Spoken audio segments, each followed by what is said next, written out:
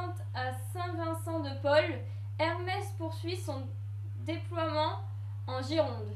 Une nouvelle manufacture va ouvrir ses portes en Entre-deux-Mers à Loupes. Le groupe de luxe, fidèle à son image d'excellence, prévoit de construire une manufacture en totale harmonie avec la nature. Cette manufacture, elle présente un dessin très particulier. Quel est l'intérêt? En fait, c'est pas du tout un dessin qui est guidé par une volonté de design ou une volonté d'exploit architectural. L'idée, c'est de venir implanter le bâtiment sans toucher un seul arbre sur le site. C'est l'idée aussi de pouvoir le déposer en douceur dans le site. C'est pour ça que vous voyez ces décrochés, ces virgules qui apparaissent. En fait, ça suit en fait des profils et des courbes de niveau qui sont utiles aussi pour que le projet puisse exister, mais qui sont préexistantes.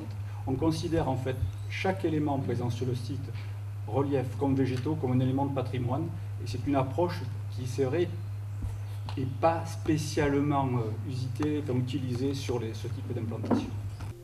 La réputation du dieu Hermès serait de porter chance, une réalité si on prend en compte les 280 emplois créés avec cette implantation.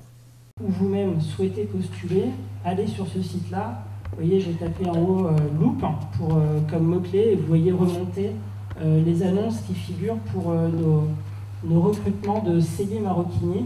Nous réalisons 4 campagnes de recrutement par an. La prochaine, qui sera la 4e de cette année, débutera le 21 novembre prochain. Et ces 4 campagnes de recrutement doivent nous permettre de nourrir 2 promotions de 40 artisans. Donc, à travers 4 campagnes de recrutement, nous engageons 2 promotions, 2 cycles de formation par an, un en mars, un en septembre, et qui nous permettent d'accueillir 40 apprentis. La création d'emplois dans un territoire rural implique un cadrage.